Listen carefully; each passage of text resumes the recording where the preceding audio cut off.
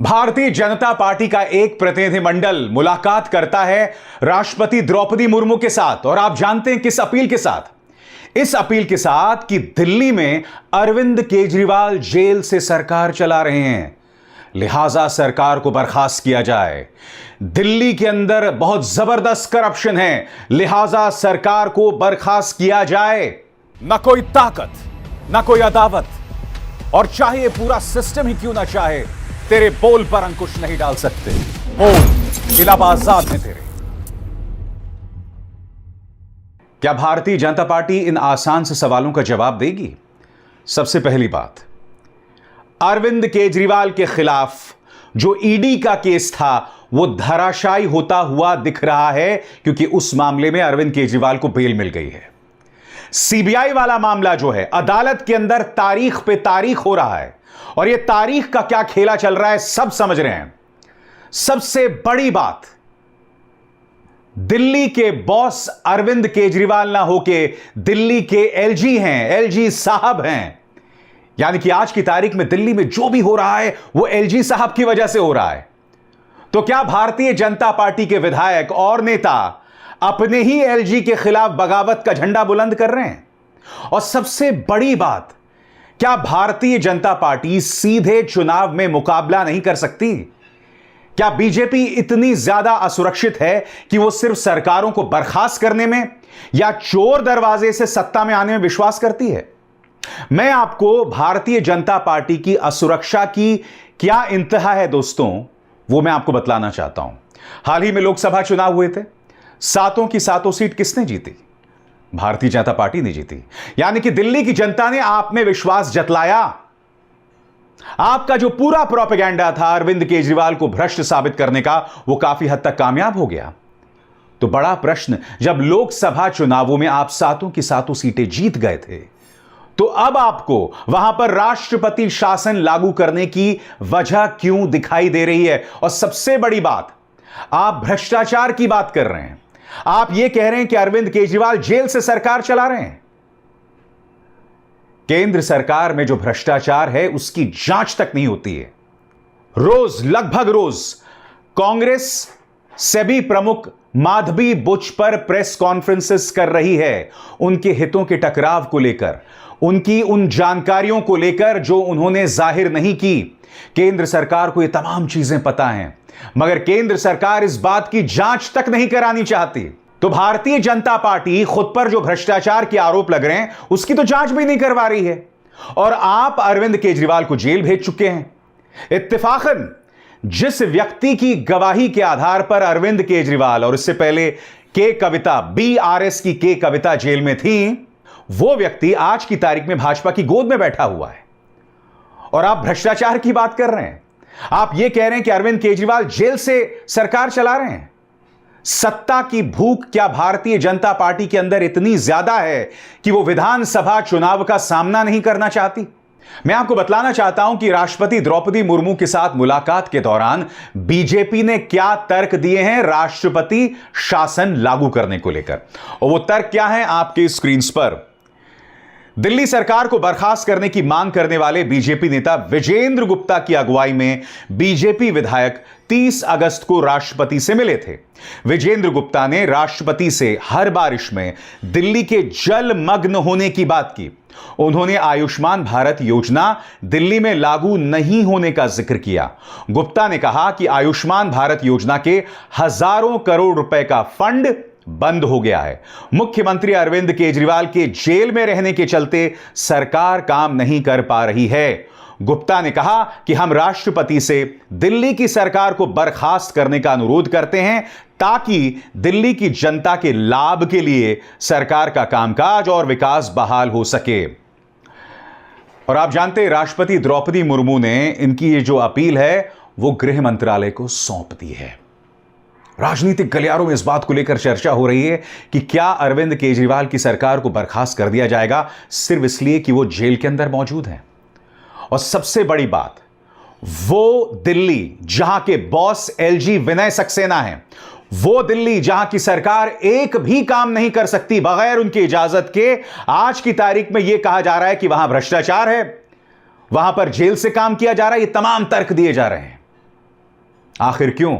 दोस्तों, इस मुद्दे पर आम आदमी पार्टी ने पलटवार किया है। पार्टी के नेता सौरभ भारद्वाज का बयान, वो कहते हैं कि भारतीय जनता पार्टी चोर दरवाजे से सत्ता चलाना चाहती है। सुनिए वो क्या कह रहे हैं।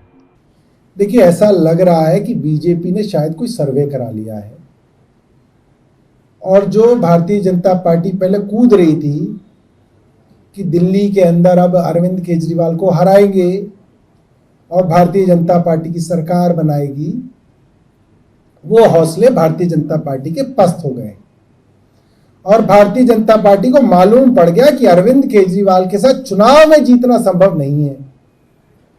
इसलिए अब दोबारा से चोर रास्ते से दिल्ली के ऊपर कब्जा करने के लिए अपनी उनकी राष्ट्रपति, अपनी उनकी एमएचए, अपने उनके एलजी, अपना उनका प्रतिनिधिमंडल, तो ये बेवकूफ किसको बना रहे हैं?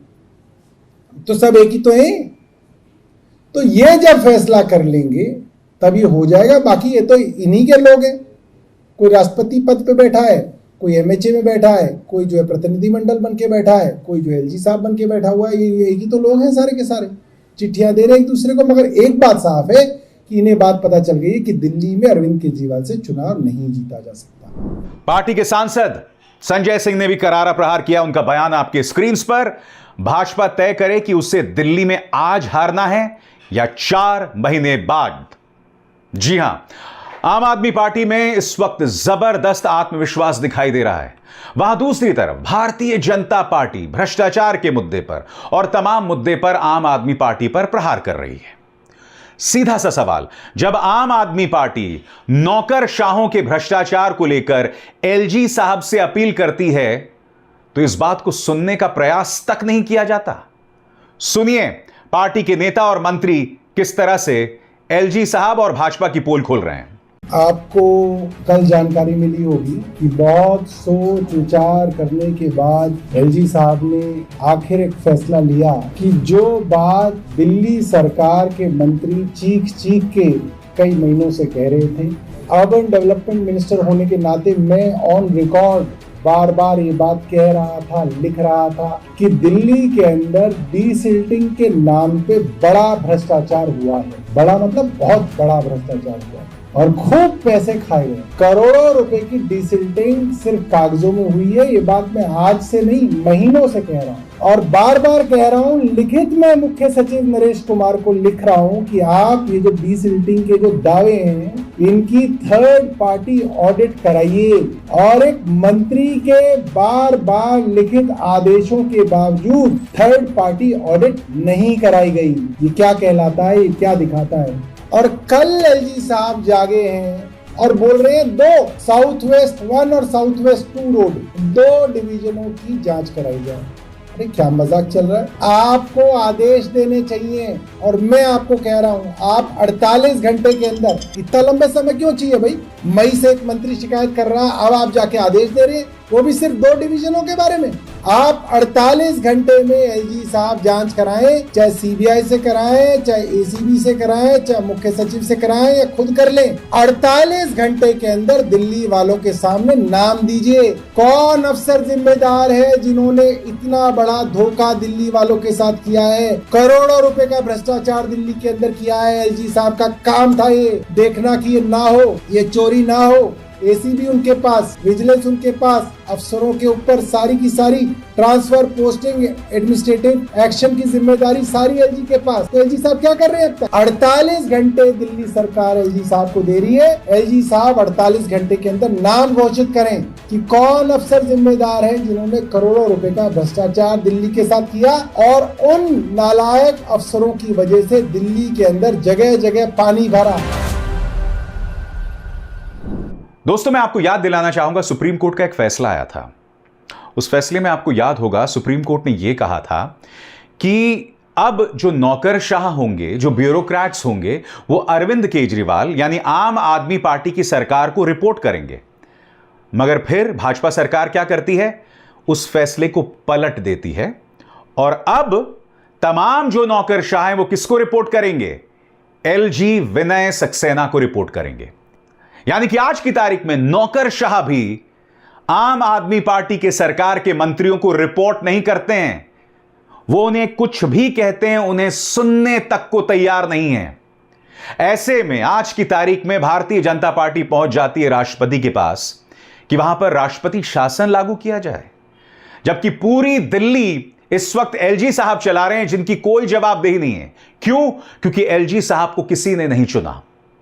एलजी साहब थोपे गए हैं भारतीय जनता पार्टी द्वारा दिल्ली के ऊपर। जो चुनी हुई सरकार है उसकी ताकत को कुंद कर दिया गया है, उसकी ताकत को खत्म कर दिया गया है। यानी कि जब भ्रष्टाचार का मुद्दा भी उठाया जाता है, नौकरशाहों में भ्रष्टाचार का मुद्दा उठाया जाता है, तो दिल्ली के एलजी के कान में जूं तक नहीं रेंगती। दोस्तों, अगर आज दिल्ली पहुंची है राष्ट्रपति के पास और अगर राष्ट्रपति द्रौपदी मुर्मू उनकी अपील गृह मंत्रालय को सौंप रही हैं, तो यह अपने आप में बहुत चिंताजनक है। क्योंकि हमने देखा भ्रष्टाचार के मुद्दे पर किस तरह से ईडी का केस धराशायी हो गया है। इस मुद्दे पर अरविंद केजरीवाल को बेल मिल गई है और आप जानते हैं ईडी के केस में आसानी से बेल नहीं मिलती है जब तक अदालत इस बात को लेकर आश्वस्त ना हो कि भ्रष्टाचार हुआ है या नहीं, या फिर यह व्यक्ति देश छोड़कर ना भाग जाए, तब जाकर आपको बेल मिलती है। सीबीआई ने मामले को सुप्रीम कोर्ट में फंसाया हुआ है, कम से कम यह बतलाने के लिए हो गया कि देखिए अरविंद केजरीवाल अब भी जेल में है। मगर दिलचस्प बात यह है कि जिस व्यक्ति की गवाही की वजह से वो जेल में है, वो भाजपा की गोद में है।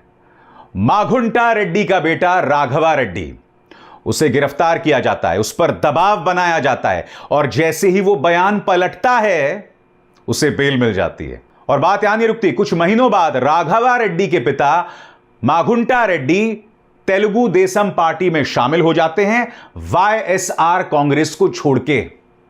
इस पूरे खेला को समझ रहे हैं आप? एजेंसीज के जरिए दबाव बनाओ, ब्लैकमेल करो और फिर ब्लैकमेल के जरिए दूसरे लोगों को फंसाओ, जैसे कि कविता और अरविंद केजरीवाल को फंसाया गया है। और बात यहां नहीं रुकती, और इस कदर दबाव बनाओ कि वो पार्टी भी छोड़ दें। आप ये सारा खेल समझ रहे हैं दोस्तों? और उसके बाद राष्ट्रपति के पास पहुंच जाते हैं, यह कहते हुए कि सरकार में भ्रष्टाचार है, यह कहते हुए कि सरकार जेल से चल रही है। आपने अरविंद केजरीवाल के सामने विकल्प क्या छोड़ा है? आपको याद है किस तरह से एक बेसमेंट में एक कोचिंग सेंटर में पानी भर गया था और कुछ छात्रों की मौत हुई थी। इसी मंच पर मैंने अरविंद केजरीवाल को कटघरे में रखा था, मगर फिर यह भी पता चला था कि किस तरह से अरविंद केजरीवाल सरकार के हाथ पीछे से बंधे हुए हैं, क्योंकि जो वो काम करना चाहते हैं एलजी साहब उन्हें करने नहीं देते। ऐसे में जवाबदेही सिर्फ अरविंद केजरीवाल की नहीं है। मैं एक बात स्पष्ट कर दूं, अगर अब भी दिल्ली में जल भराव हो रहा है तो अरविंद केजरीवाल इससे बच नहीं सकते। आप 10 साल से ऊपर सत्ता में हैं, तो इस जवाबदेही से आम आदमी पार्टी सरकार बच नहीं सकती है। अगर अब भी जल भराव हो रहा है, मगर क्या जल भराव के लिए दिल्ली में राष्ट्रपति शासन लागू कर दिया जाए? क्या एलजी की कोई जवाबदेही नहीं है? सबसे बड़ी बात, इस दिल्ली में कांग्रेस की भी सरकार रही है, इसी दिल्ली में मदन लाल खुराना भी मुख्यमंत्री हुआ करते थे, साहिब सिंह वर्मा मुख्यमंत्री हुआ करते थे, मगर क्या जल भराव की समस्या का समाधान कोई भी कर पाया? यानी कि दिल्ली के अंदर एक बुनियादी समस्या है जिससे हम मुंह नहीं मोड़ सकते। मगर आज सत्ता की भूखी भारतीय जनता पार्टी राष्ट्रपति के पास पहुंच जाती है एक चुनी हुई सरकार को बर्खास्त करने के लिए। ईडी का केस अरविंद केजरीवाल के खिलाफ धराशायी होता है तो फिर क्या होता है? ईडी पहुंच जाती है अमानुतुल्लाह खान, जो कि पार्टी के विधायक हैं, उनके घर और उन्हें गिरफ्तार कर लेती है। यह खेला चल रहा है दोस्तों। यानी कि अगर तुम हमारे सामने नहीं झुकोगे तो हम अपने एजेंसीज के सहारे तुम्हें झुकाएंगे, तुम्हें बदनाम करेंगे अपने प्रचार तंत्र के जरिए, अपने पालतू मीडिया के जरिए। और अगर वहां पर भी बात नहीं बनी तो हम राष्ट्रपति द्रौपदी मुर्मू के पास पहुंच जाएंगे, शिकायत करेंगे कि सरकार बर्खास्त करो। सीधी सी बात है, मुकाबला किया जाए ना, ज्यादा वक्त नहीं रह गया है, 6 महीने भी नहीं रह गए दिल्ली के चुनावों में। इन चुनावों का सामना भाजपा क्यों नहीं करती? आखिर क्यों चोर दरवाजे से सत्ता में आना चाहती है? अभिसार शर्मा को दीजिए इजाजत। नमस्कार।